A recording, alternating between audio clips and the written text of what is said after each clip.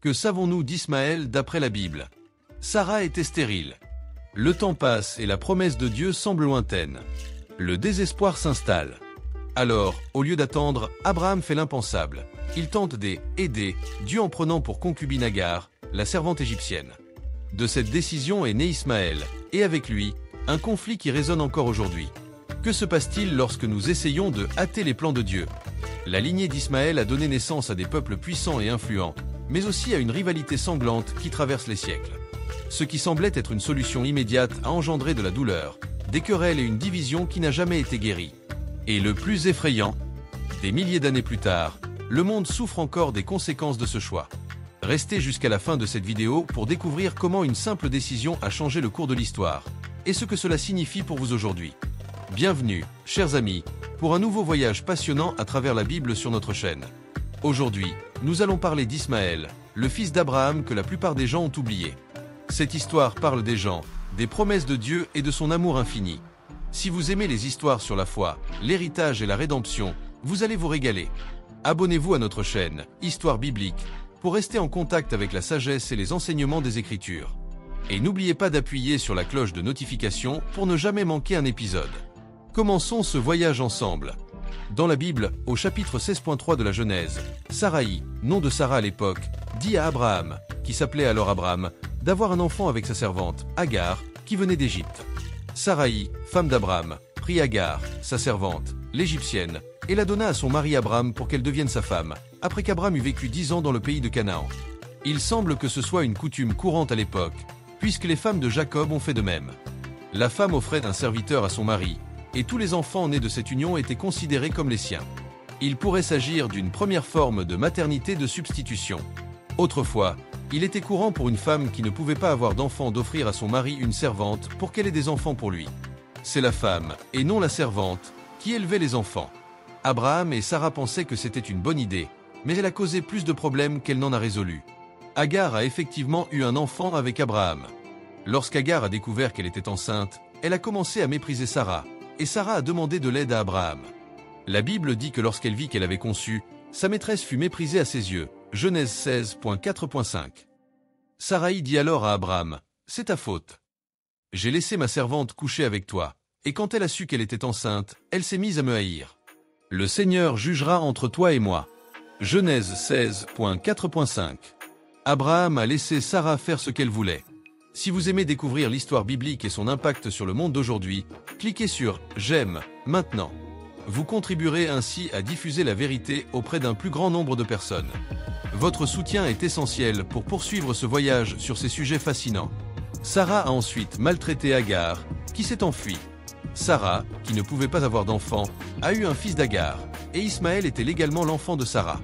Mais cela n'explique pas pourquoi Sarah a si maltraité Agar.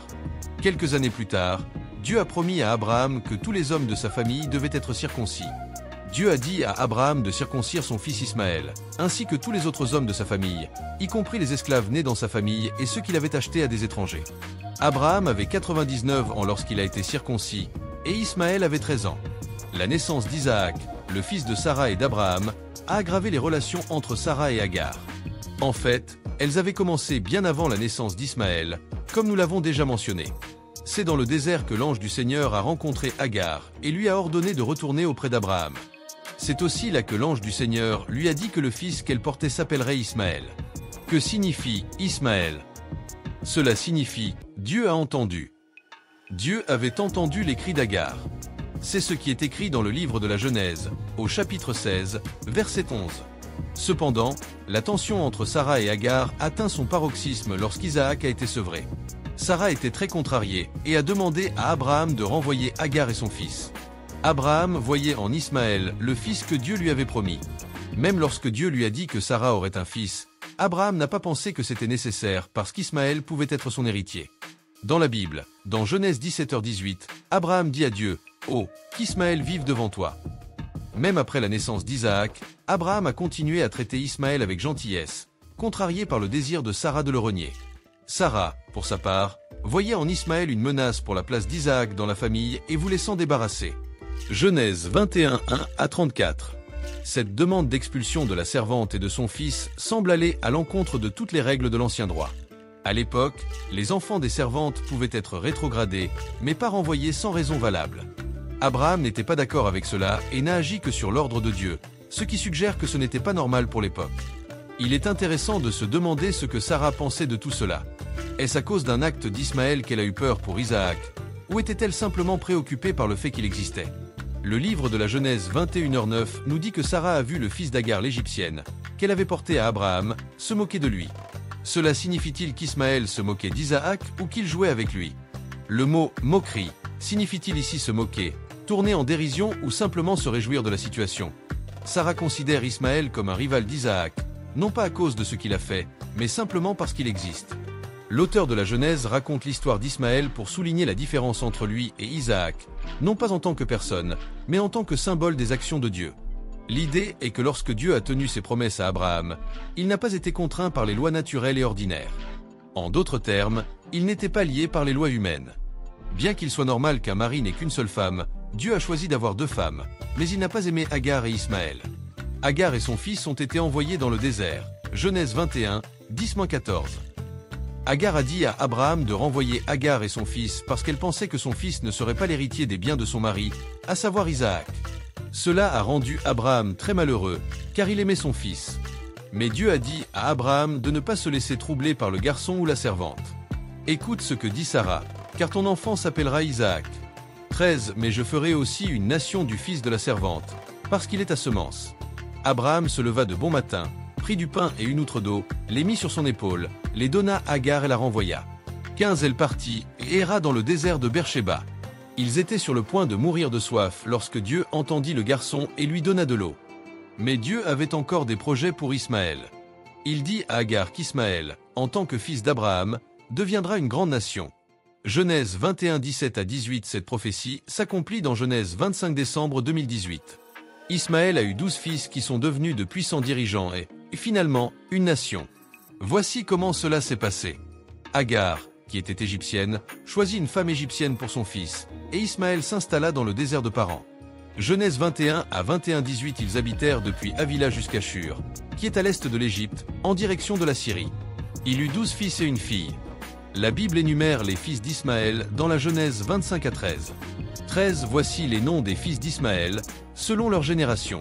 Le premier-né d'Ismaël était Nébajoth, puis Kédar, Adbel, Mibsam, Mishma, Duma, Massa, Hadar, Théma, Jetur, Naphish et Kédéma.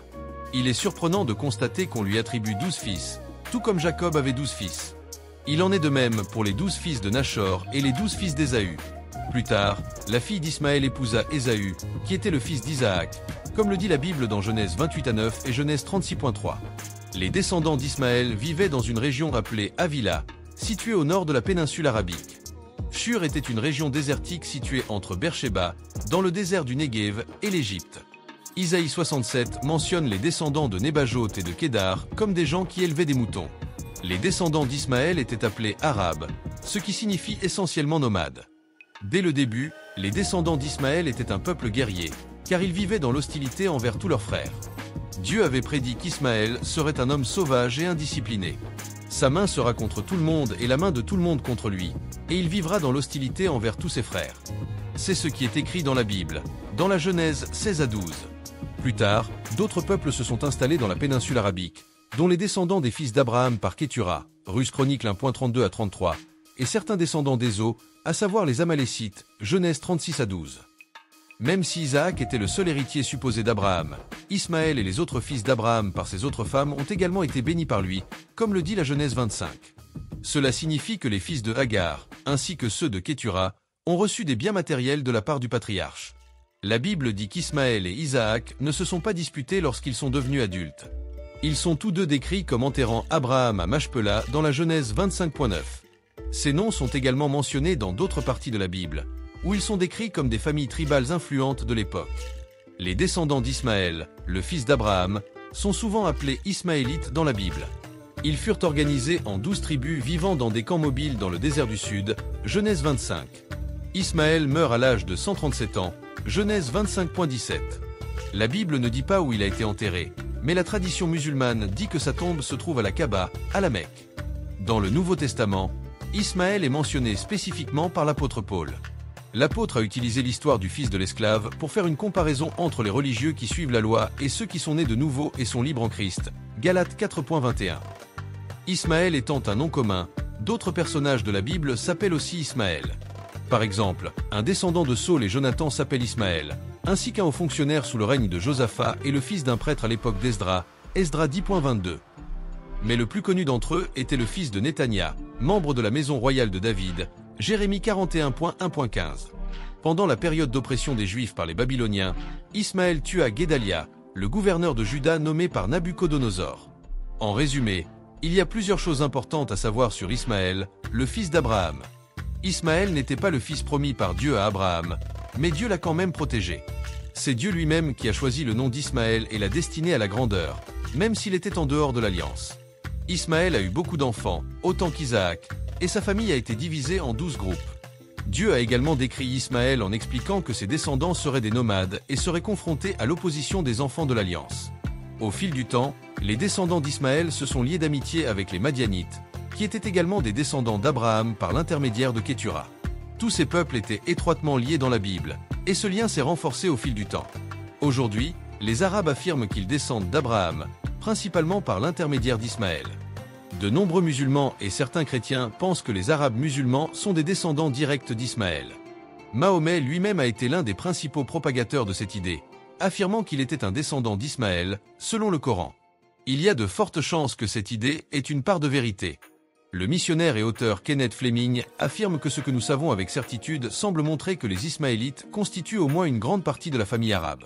Les textes anciens montrent clairement un lien entre les Arabes du Nord et les descendants d'Ismaël. Mais il est peu probable que tous les habitants de l'Arabie descendent d'Ismaël, car les descendants de Kétura et les enfants d'Ésaü ont également vécu dans cette région. Si certains Arabes modernes peuvent descendre d'Ismaël, ce n'est pas le cas de tous les Arabes, ce qui est différent de ce que disent les musulmans. La Bible nous enseigne que Dieu a fait d'Ismaël une grande nation. Ses descendants peuvent partager les bénédictions d'Abraham s'ils ont foi en Jésus-Christ. L'histoire d'Ismaël, le fils d'Abraham, est plus que l'histoire d'une seule personne. Elle révèle une partie importante de l'œuvre de Dieu et du déploiement de sa grâce dans l'histoire du salut.